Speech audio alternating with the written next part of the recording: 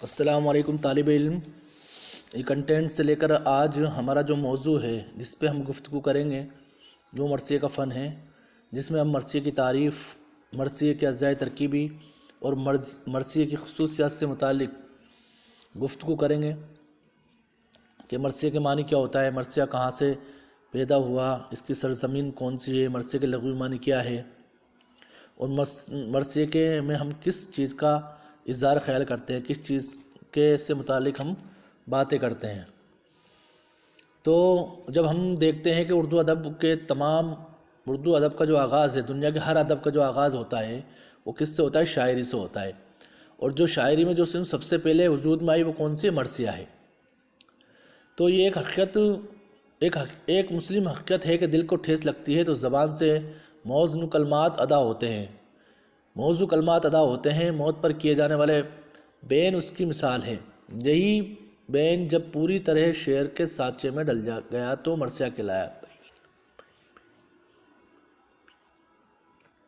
مرثیہ اردو ادب کی آبرو اور سب سے قیمتی سرمایہ ہے، ادب اور سب سے جاندار صنف ہے۔ ہمارے شاعری کے دامن کو وسعت دی اور ایک فرد مایا زبان میں ایسا قیمتی شعری ذخیرہ فراہم کیا جو ترقی یافتہ زبانوں کے لیے بھی باعث رشک ہے۔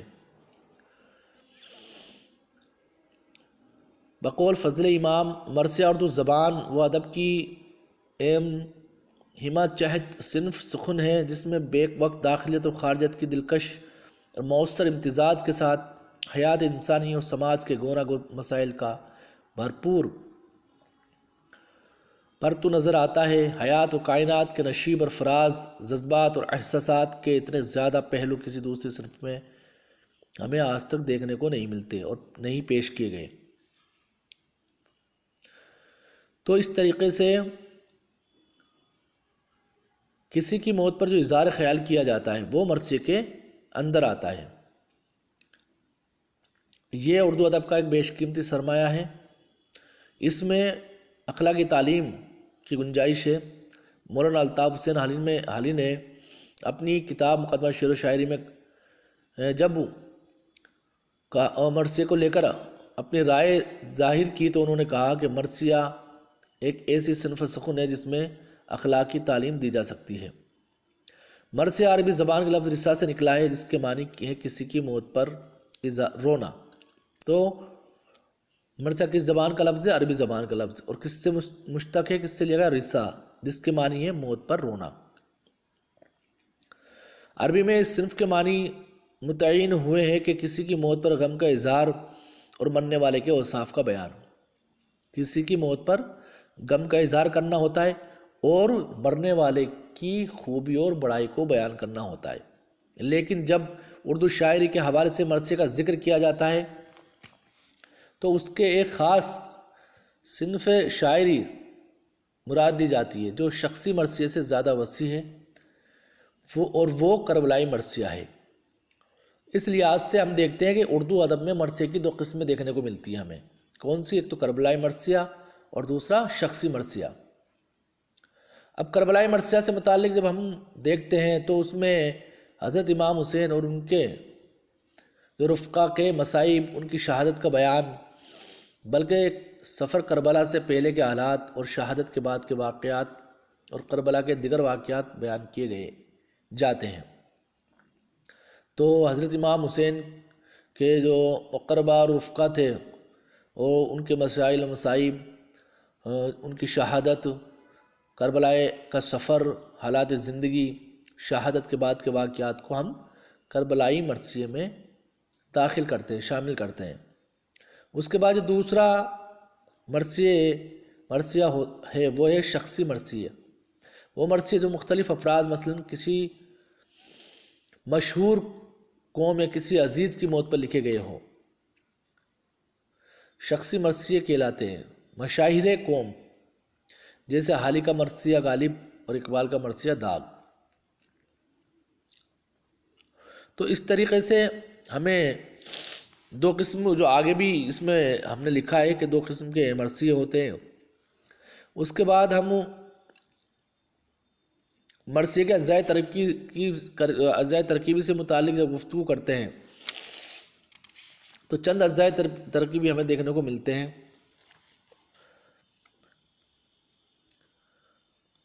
جن میں چہرہ ہے، سراپا ہے، رخصت ہے، آمد ہے، رجز ہے، رزم ہے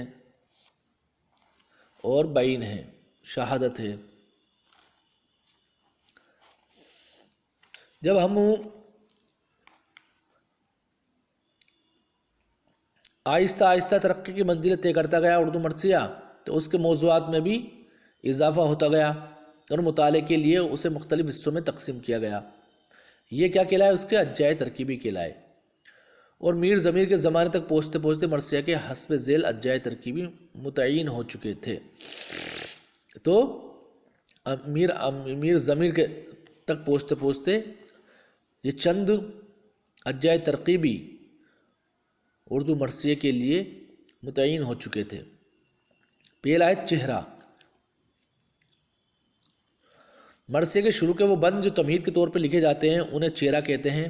اس میں عام طور پر ایسے مضامین پیش کیے جاتے ہیں جن کا اس مرثیے کے بنیادی موضوع سے کوئی تعلق نہیں ہوتا۔ مرثیہ نگاروں نے حمد و ثنا، نعت رسول، منقبت، منازعات، خود اپنی تعریفیں، دنیا کی بے ثباتی، مختلف مناظر کو مرثیے کی تمہید کے طور پر پیش کیا جاتا ہے۔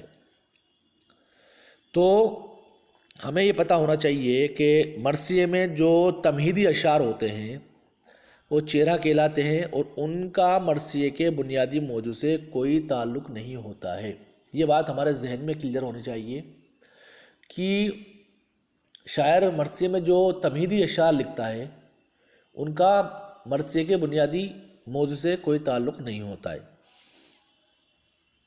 اور وہ کیا کہلاتے ہیں؟ چہرہ کہلاتے ہیں، جس میں منقبت، منازعات، حمد و ثنا، نعت رسول وغیرہ، دنیا کی بے ثباتی، مختلف مناظر کو مرثیے کی تمہید کے طور پر پیش کیا جاتا ہے۔ جیسے آپ نے پڑھا ہے، نمک کے خوان تکلم ہے فصاحت میری، ناطق بند سن سن کے ہیں بلاغت میری۔ رنگ اڑتے ہیں وہ رنگی ہے عبارت میری، شور جس کا ہے وہ دریا ہے طبیعت میری۔ عمر گزری ہے اسی دشت کی سیاہی میں، پانچویں پشت ہے شبیر کی مداحی میں۔ تو یہ ہمیں تمہیدی اشعار دیکھنے کو ملتے ہیں۔ اس کے بعد جو آتا ہے وہ سراپا آتا ہے۔ سراپا میں مرثیے میں جن مجاہدین کارنامے پیش کیے جانے والے ہیں ان کے عادات اور اطوار، ان کے قدر و مقامت کا تذکرہ کیا جاتا ہے، وہ حصہ سراپا کہلاتا ہے۔ اگلا جو اس کا اجزائے ترکیبی ہے وہ رخصت۔ اس میں حسینی فوج کا کوئی کردار جب اسلحہ جنگ سے آراستہ ہو کر میدان جنگ کی طرف روانہ ہوتا ہے تو دیگر کردار سے رخصتی کلام کرتا ہے۔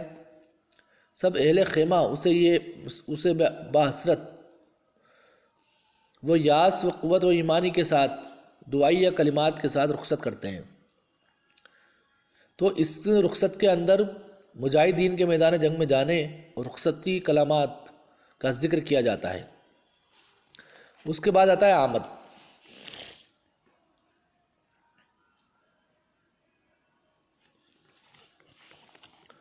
حسینی فوج کا بہادر بڑی آن و بان سے جب میدان جنگ میں پہنچتا ہے اس کے انداز سے دشمنوں پر خوف اور ہراس چھا جاتا ہے۔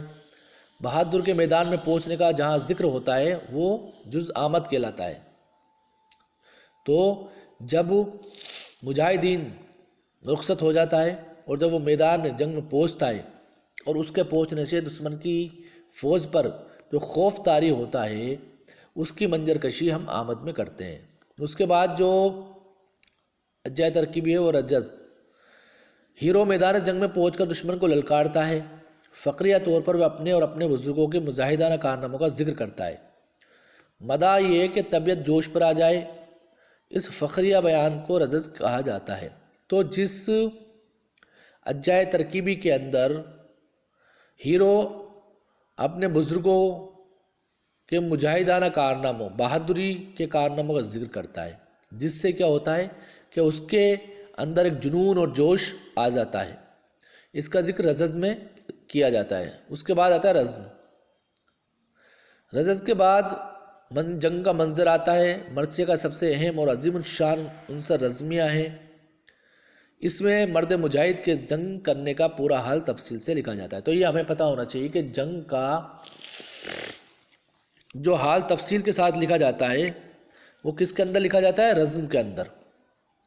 جنگ کی تصویر آنکھوں کے سامنے کھنچ جائے اور منظر کشی اس طریقے سے کی جاتی ہے کہ اس کی تصویر ہماری آنکھوں کے سامنے چلتی پھرتی نظر آئے، جیسے ہم کسی چیز کو سن اور پڑھ نہیں رہے ہیں بلکہ اس کو ہم آمنے سامنے بیٹھ کر دیکھ رہے ہوں. ہمارے مرثیہ نگاروں نے بڑی مہارت کے ساتھ جنگ کے جیتے جاگتے مرقع پیش کیے ہیں اور فن سپاہ گیری سے گہری واقفیت کا ثبوت دیا ہے. جنگ کے بیان میں اکثر تلوار اور گھوڑوں کی تعریف کی جاتی ہے.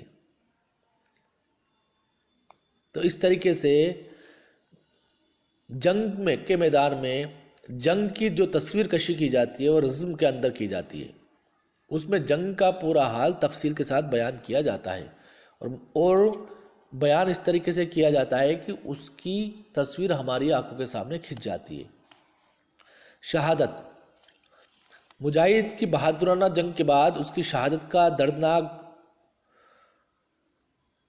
جو حاصل مرثیے کا اصل موضوع ہے. مرثیہ نگاروں کو یہاں مرقع کشی اور جذبات نگاری کا ہنر دیکھنے کو ملتا ہے.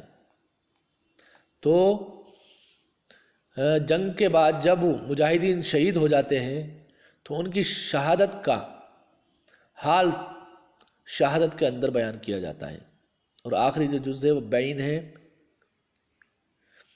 بالعموم یہ مرثیے کا آخری حصہ ہوتا ہے. شہادت کے بعد شہید کے اہل و عیال، عزیز و اقارب اس کی میت کے پر گرد و بین و بقا کرتے ہیں. مرثیے کا یہ حصہ بہت پر اثر ہوتا ہے اور سننے والوں کے لیے ضبط کافی دکھ دائی ہوتا ہے. جب آدمی شہید ہو جاتا ہے اور اس کے عزیز و اقارب جب اسے یاد کرتے ہیں، اس کی میت پر بیٹھ کر روتے ہیں تو سب کی آنکھوں میں آنسو آ جاتے ہیں. اور یہ جو منظر ہوتا ہے کافی دردناک ہوتا ہے. اس طریقے سے یہ 8 جو اجزائے ترکیبی ہے جن کا ہمیں ابھی ذکر کیا ہے، اس سے متعلق ہر ایک کو پتہ ہونا چاہیے کہ رخصت میں کس چیز کا بیان ہوتا ہے، آمد میں کیا بیان کرتے ہیں، شہادت میں کس چیز کا بیان ہوتا ہے، اور چہرے کے اندر جن اشعار کو تمہید کے طور پر لکھا جاتا ہے ان کا تعلق مرثیے کے بنیادی موضوع سے ہوتا ہے یا نہیں ہوتا ہے، یہ ہمیں پتہ ہونا چاہیے. اور تمہید میں جو اشعار بیان کیے جاتے ہیں اس میں شاعر کن کن موضوعات پر اظہار خیال کرتا ہے. اب ہم اس کے بعد مرثیے کی حیثیت سے متعلق جب گفتگو کرتے ہیں تو ہم پاتے ہیں کہ مرثیے کے لیے کسی خاص حیثیت یعنی فارم کی پابندی لازمی نہیں ہے.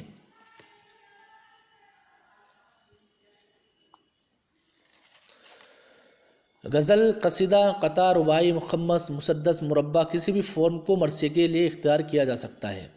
مرثیے کو دراصل اس کے موضوع سے پہچاننا جاتا ہے، اس کی فارم سے نہیں. تو مرثیے کو ہم کسی بھی شکل میں لکھ سکتے ہیں. وہ قصیدے کی شکل میں بھی ہو سکتا ہے، رباعی کی شکل میں بھی ہو سکتا ہے، قطع کی شکل میں بھی ہو سکتا ہے، اور مخمس اور مسدس کی شکل میں بھی لکھ سکتے ہیں. ابتدائی دور میں بہت سے مرثیے غزل کی شکل میں لکھے گئے اور بہت بعد تک یہ سلسلہ جاری رہا. غالب نے عارف کا مرثیہ غزل کی شکل میں لکھا. غزل کے بعد مثنوی کے فارم مرثیے کے لیے بہت مقبول رہی. اقبال نے والدہ مرحوم کی یاد میں کے عنوان سے اپنی ماں کا مرثیہ مثنوی کے فارم میں لکھا. مرثیہ نگاروں نے ترکیب بند کو بھی استعمال کیا. حالی نے غالب کا مرثیہ ترکیب بند کی شکل میں لکھا.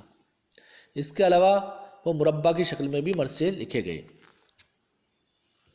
تو اس طریقے سے ہم دیکھتے ہیں کہ مثنوی کی شکل میں لکھے گئے، قصیدے کی شکل میں لکھے گئے، جس طریقے سے اور غزل کی شکل میں بھی لکھے گئے۔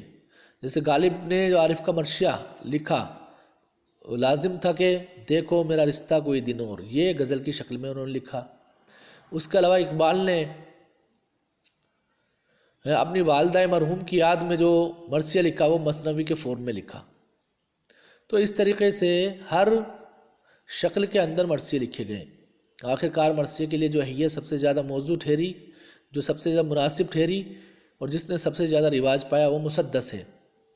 مسدس کا ہر بند 6 مصروں پر مشتمل ہوتا ہے۔ تو آپ کو یہ پتہ ہونا چاہیے، یہ سوال ایگزام میں پوچھ لیا جاتا ہے کہ غزل کے اندر مرثیے کے اندر مرثیے کے لیے جو حیث سب سے زیادہ موضوع ٹھہرتی ہے وہ کون سی؟ مسدس۔ اور مسدس کسے کہتے ہیں؟ اس نظم کو مسدس کہتے ہیں جس کا ہر بند 6 مصروں پر مشتمل ہوتا ہے۔ 4 مصرے ایک قافیہ اور ردیف میں اور باقی 2 مصرے مختلف قافیہ اور ردیف میں ہوتے ہیں۔ تو تمہیں یہ پتہ ہونا چاہیے کہ مسدس کی حیت کس طریقے کی ہوتی ہے۔ تو اس میں کیا ہوتا ہے کہ جو 4 مصرے ہوتے ہیں ایک ہی قافیہ اور ردیف میں ہوتے ہیں۔ شروعات کے جو 4 مصرے ہوتے ہیں وہ ایک ہی قافیہ اور ردیف میں ہوتے ہیں، اور باقی کے جو 2 مصرے ہوتے ہیں وہ قافیہ اور ردیف، وہ مختلف قافیہ اور ردیف میں ہوتے ہیں۔ تو یہ مرثیے کی حیت تھی جس سے متعلق ہم نے گفتگو کی، اور اس میں ہم نے یہ پایا کہ مرثیہ سبھی شکل میں لکھا گیا، لیکن آخر میں اس کے لیے جو حیت موضوع ٹھہری وہ مسدس تھی۔ اور مسدس اس نظم کو کہتے ہیں جس میں 6 مصرے ہوتے ہیں، ہر بند میں 6 مصرے ہوتے ہیں، اور 6 مصروں میں شروعاتی 4 مصرے ایک ہی ردیف اور قافیہ کے ہوتے ہیں، اور باقی کے 2 مصرے مختلف قافیہ اور ردیف میں ہوتے ہیں۔ تو اس طریقے سے ہم نے غزل کی حیت سے متعلق گفتگو کی۔ اب ہم اگلا جو موضوع ہے مرثیے کی چند اہم خصوصیات اور موضوع کی وسعت اور مرثیہ جملہ اشناف سخن کا مجموعہ، اس سے متعلق اگلے ہم کنٹینٹ میں گفتگو کریں گے۔ تو آج ہم نے جو آپ کو مرثیے سے متعلق جو گفتگو کی اور جو بتایا، اس میں مرثیے کی تعریف، مرثیے کے لغوی معنی، مرثیہ کس زبان کا لفظ ہے، اور مرثیے کے اجزائے ترکیبی کون کون سے ہیں، اور کون سے اجزائے ترکیب میں کس چیز کا بیان کیا جاتا ہے۔ اس کے علاوہ ہم نے مرثیے کی حیت سے متعلق گفتگو کی۔ جیسا کہ ہم ہر ایک کنٹینٹ کے شروعات میں اور آخر میں آپ سے یہ بولتے ہیں کہ اس کنٹینٹ بنانے کا مقصد تبھی پورا ہوگا جب آپ یوٹیوب پر جا کر ان کنٹینٹ کو دیکھیں گے، یوٹیوب چینل کو سبسکرائب کریں گے، اور اس کنٹینٹ کے ذریعے اپنے سلیبس کو مکمل کرنے کی اور آپ بڑھیں گے، تاکہ آپ امتحانات میں اچھی طریقے سے لکھ سکیں اور اچھے نمبرات حاصل کر سکیں۔ شکریہ۔